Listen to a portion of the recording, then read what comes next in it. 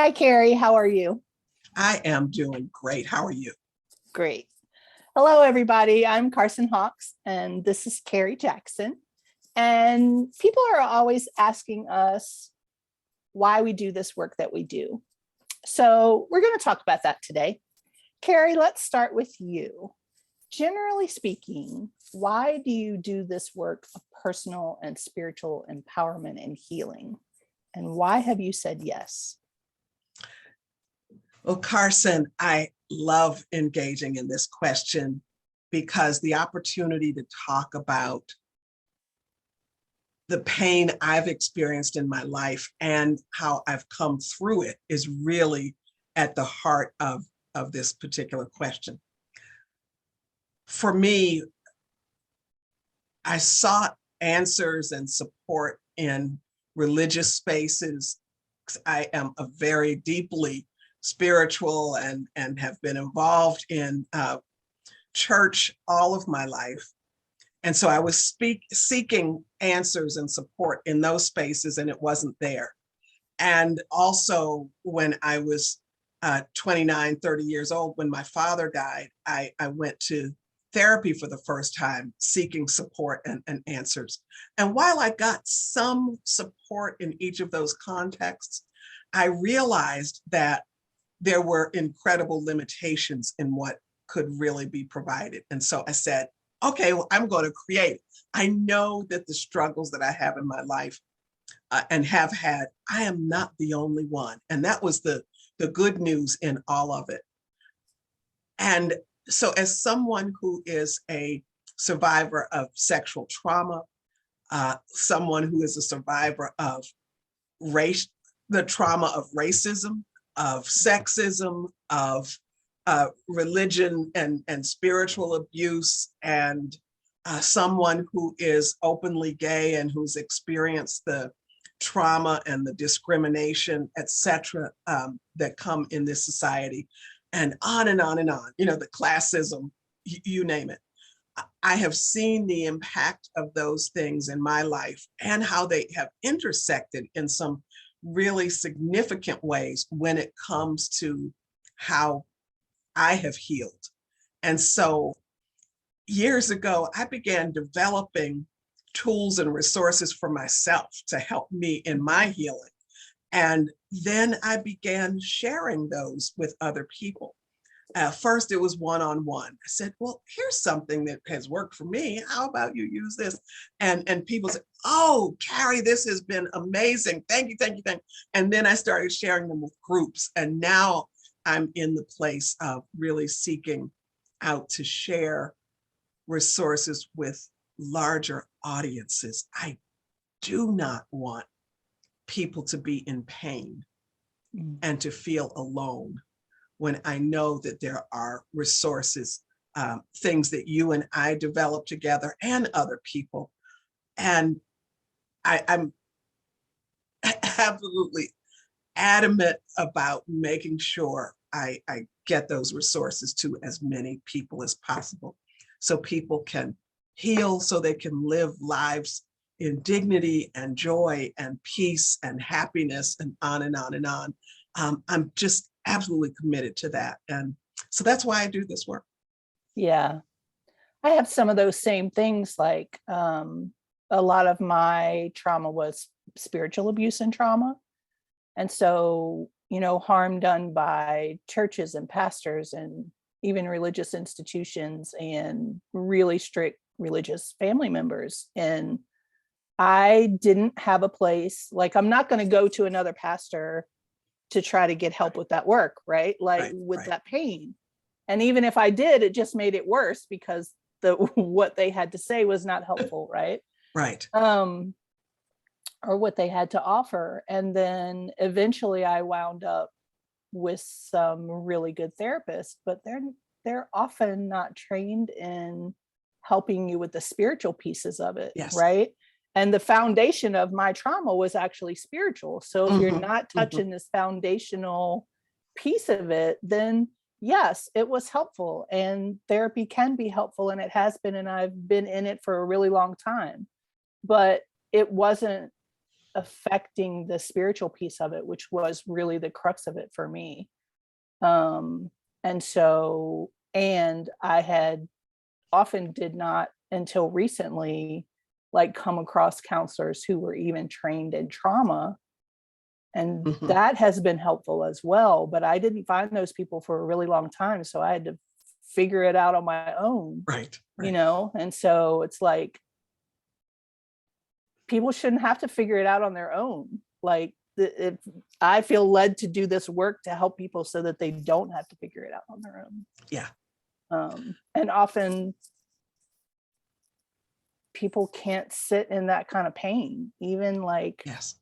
pastors often like they just can't sit in that kind of pain with you. And so, you know, that's one of what I feel like is one of my superpowers is I have the ability to sit in really deep pain with people, um, and be there with them so that they aren't alone. So, And that um, that is so, so important, what you were just saying about being able to sit with people in their pain. And when folks don't have that, and most folks assume that their spiritual leader has that capacity. And in my experience, most do not have that emotion, because it's an emotional uh, capacity. mm, And when people don't get that incredible resource of somebody sitting with them in their pain, then what I find most people do is blame themselves, mm, which only exacerbates the pain they're already in. yeah, yeah. Which speaks to like you and I have had a lot of conversations like over the years in general, but especially in the last week about what brought us to this work. And I feel like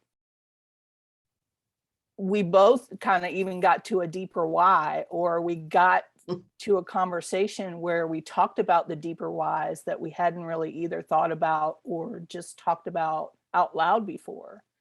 And so, what is your deeper why that the things that we talked about this week that goes even deeper than what you've been saying earlier?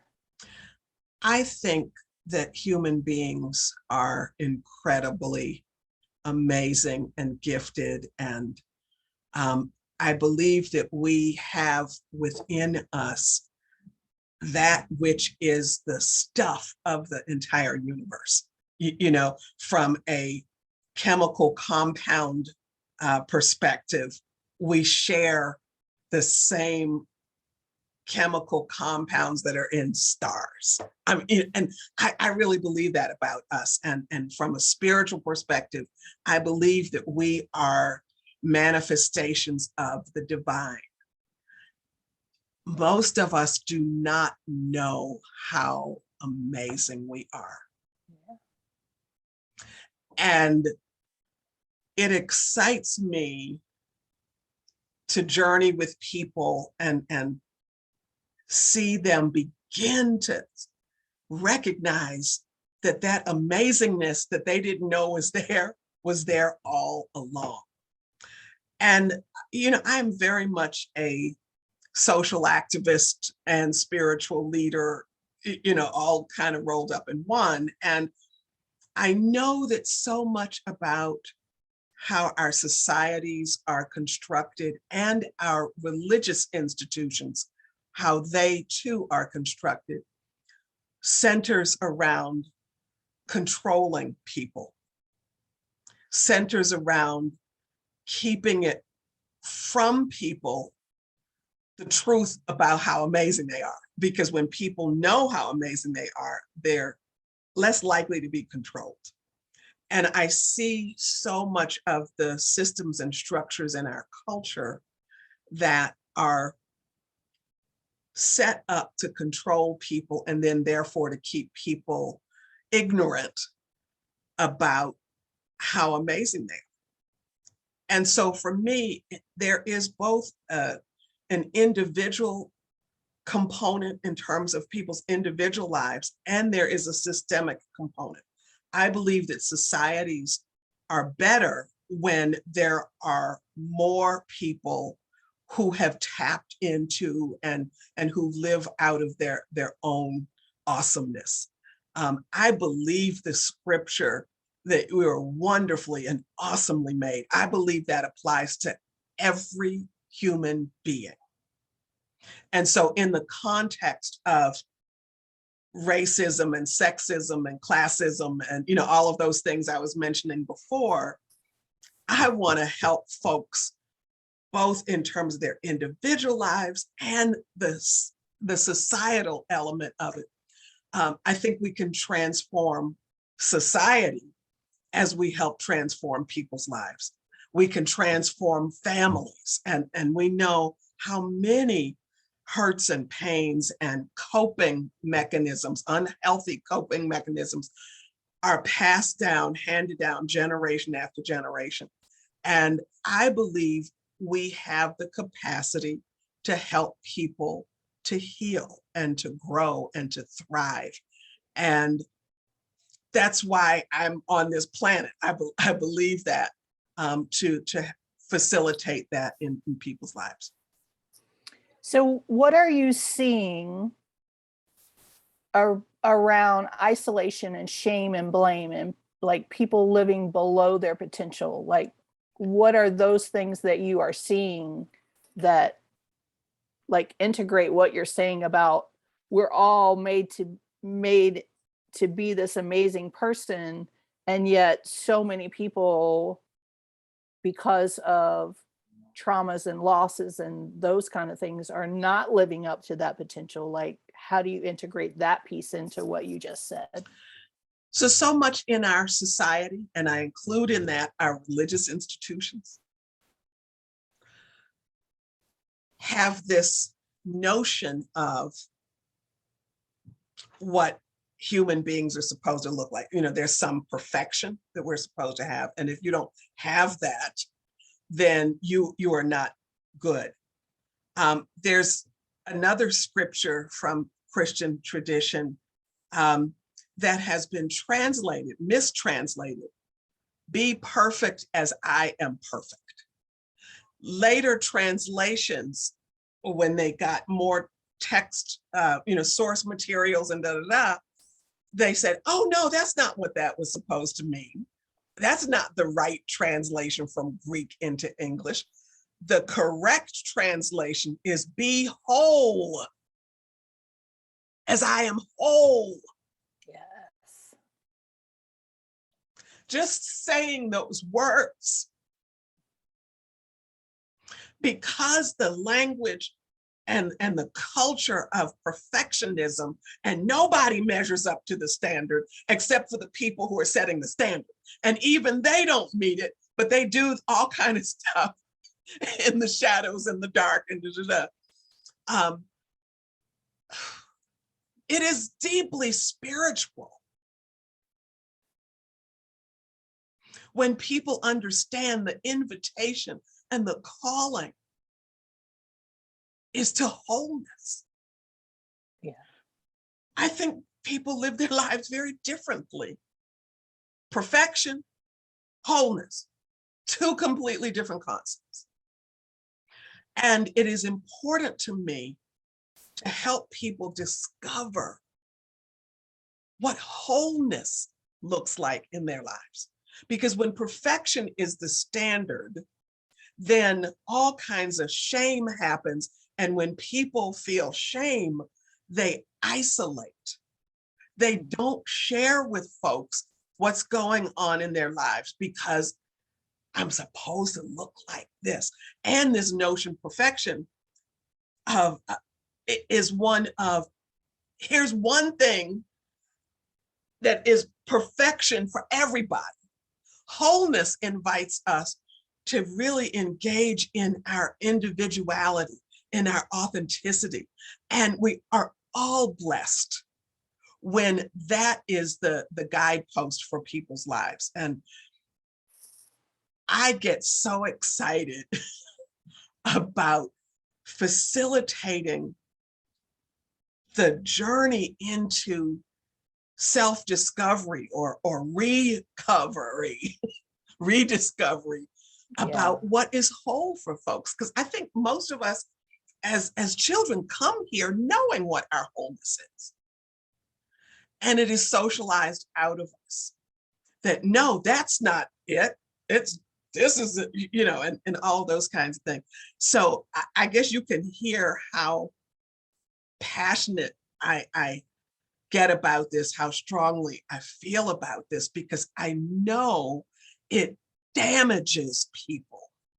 It wounds people, not only emotionally, not only intellectually, not only physically, but it wounds people spiritually. Yeah. And that's why I'm delighted to be doing this work. It's critical to me. Because what we're striving, like even in looking at the perfection and the wholeness, right? Even what you strive toward in the thing that you're putting your effort into to go toward that thing, like to go toward perfectionism is like, I have to be and look and say and do and, Yeah.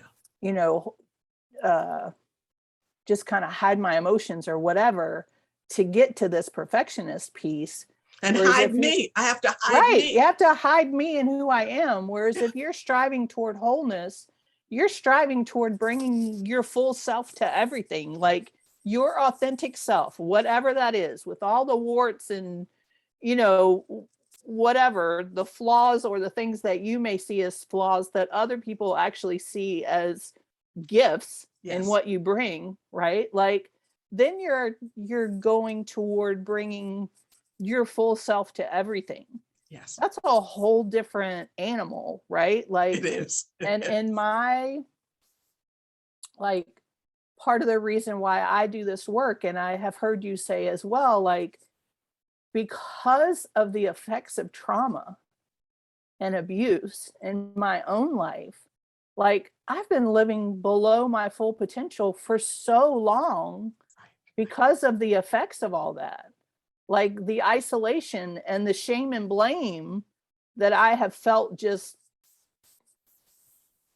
put on me from so many different places. Whereas if you hear it enough, you start to believe it for yourself, right? And lived with that for so long that you just can't get to where, and you're still kind of living in this, I'm striving toward perfection and I know I won't ever get there. So in some ways part of you gives up, right? Like there's a time in my life where I honestly thought my soul had died, that I had nothing left in me because I had hid and just said, you can't be that and you can't feel that way and you can't, all of those things. And so this whole thing about helping guide people toward wholeness, which is what we're here for, what both and you and I are both here for, and why we do this work, so that we can live to our full potential of this amazingness you're talking about and not live most of our lives below that potential. Because I think both you and I would be in completely different places if we had had resources to help us do that way back when. Yes. Our lives would be very different right now. Yes. Yes. And so to live in that decades of living below our potential, even though, I mean, we were doing things and accomplishing things and those kind of things, but the potential of where we could have been right is huge, right? Yeah, huge. like, yeah. So we just, and I have heard you say that this week, so I can say that this, I think, for both of us, we don't want anyone else ever to have to limp along for decades in hurt and shame and blame, right? People deserve better. All of us deserve better. Yes. And we recognize that religious institutions provide what they provide. Yeah. And grateful for that. Yeah. But that does not help people into wholeness. Most often does not help people into wholeness. counseling and other kinds of therapeutic support invaluable, but also wholeness is not the end goal in those contexts either. As you were talking about, not incorporating the spiritual is what most of those do. And for years, and when I was in my 20s, the profession of Christian counselor started developing. And what I realized then, because at first I said, I want to be a Christian counselor, because I knew I wanted to help people, and I knew I wanted to help people integrating spirituality. Mm-hmm. And then I realized, oh, there are preset notions of what somebody's life is supposed to look like at the end of this treatment, this intervention. But that was because it was based on this notion of perfection, and perfection was to look this one way in everybody's life. And so I knew that wasn't what I wanted to do. There are still so many people in this country and around the world whose lives are constricted by those frames, whether it's within religion or mental health. And so we're seeking to offer something that is new and different, because it's a different paradigm on which it is based. And I'm excited about that. Yeah. And it kind of fills in the gaps of what those other things either bring separately, right? Like to not cover everything comprehensive in your adding your spiritual and your emotional and mental and, physical, all the pieces of you, right? Again, bringing your whole self, that we fill in the gaps. Yes. And it's more comprehensive in some ways, because it sort of includes all of it. Before we go, I want to share this. This was perhaps 15 to 20 years ago. I was living in New York, and I was in a cab, and the cab driver was listening to a Christian radio station. And you remember back in the day we had radios. But anyway, and the speaker on this particular radio broadcast said, people going around saying they want to be happy. God doesn't want you to be happy. God wants you to obey.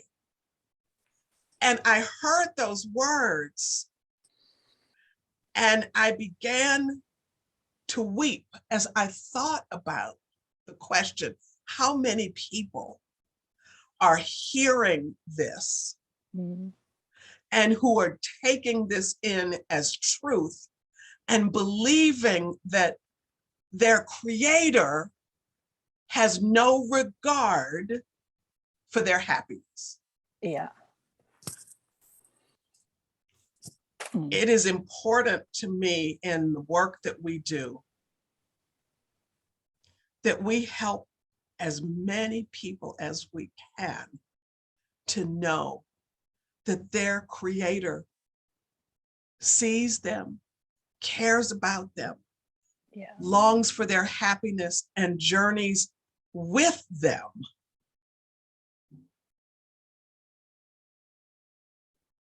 In pursuing their wholeness, in revealing their authenticity,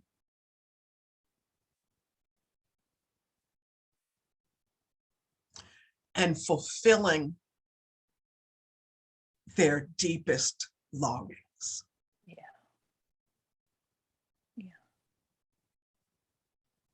Thank you so much, Cari. That's all the time we have for today.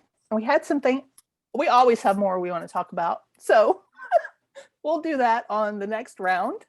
But thank you so much for your time and just giving you a glimpse of why Cari and I do this work. And have a great day. Blessings. Blessings.